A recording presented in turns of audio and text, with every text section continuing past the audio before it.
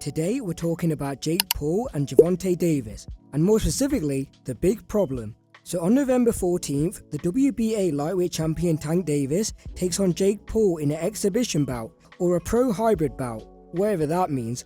But in terms of the spectacle alone, it's going to be huge, with Jake normally weighing 200 pounds and being 6'1", more like 5'10" really, and Davis being 135 pounds and 5'5", but that's already an issue. Because let's say Jake beats Tank, whether it's by knockout or decision, it's still not a good look. And yes, I know it's an exhibition and it won't go on their official records, but still, you defeat a current world champion, one of the best boxers out there, but you're also double his size. But let's say Jake loses to Gervonta, even by decision or knockout, you lost to someone double your size.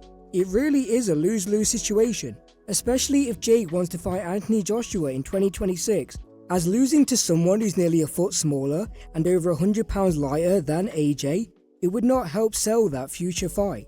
And it's the same for Gervonta, as he doesn't have anywhere near the amateur or professional experience that Davis has. And it will also affect his name as a fighter, not only because he's a current champion and he represents the sport of boxing, but fans have wanted to see fights against Shakur Stevenson, Lomachenko, and more notably, the rematch with Lamont Roach. So going in there with Jake Paul while you're still in your prime, I can understand why fans are upset, because it's not like Floyd Mayweather versus Logan Paul, as Floyd had been retired for a few years at that point, with his last pro fight against McGregor in 2017. But also, Logan wasn't exactly a very good boxer, but Jake isn't Logan, he's a lot better.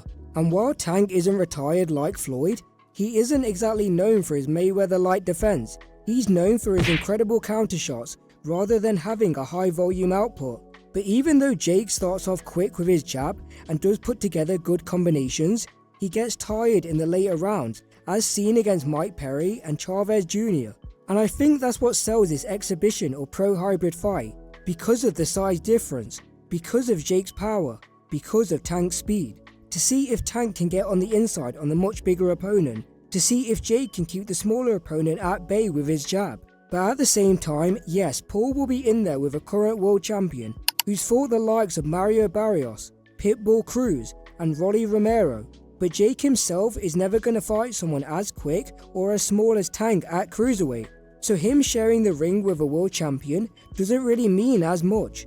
And it's interesting when someone fights Jake Paul because the people usually want him to lose, especially after fighting Mike Tyson. But Tank isn't exactly the people's champion. He got booed after the Lamont Roach fight, as many believed he lost. I just got my hair done 2 days ago and the grease come in my face and it burnt my eyes. Damn, why y'all booing? And also many believed he ducked Lomachenko. And with this fight in particular, it just feels like we're going backwards, because they both could have fought different opponents. Tank could have fought Shakur Stevenson or rematched Lamont Roach, as many saw the Lamont fight as the cherry pick that went wrong, since Roach wasn't fighting at 135 before that bout, and he gave Tank a much harder fight than expected, ending in a controversial draw. And Jake could have fought Darren Till or rematched Tommy Fury, since Darren is somewhat young at 32, especially compared to Mike Tyson, and arguably has more boxing skills than a Ryan Borland, or an Andre August, or a Tyron Woodley, again in boxing. And rematching Tommy Fury would definitely gain Paul respect, since Tommy is the only one to beat Jake Paul.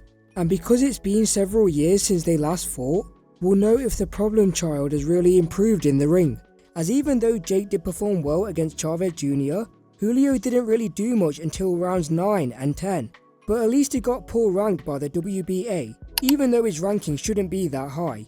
But compared to last year's bout against 58-year-old Mike Tyson, this fight should be way more entertaining. And if Tank does beat Jake, at least it will raise his star power and make the Shakur fight or the Lamont rematch even bigger. Just watch out for that grease. But what do you think? Are you looking forward to this exhibition, and who do you want to win? Let me know in the comments below, leave a like and take care.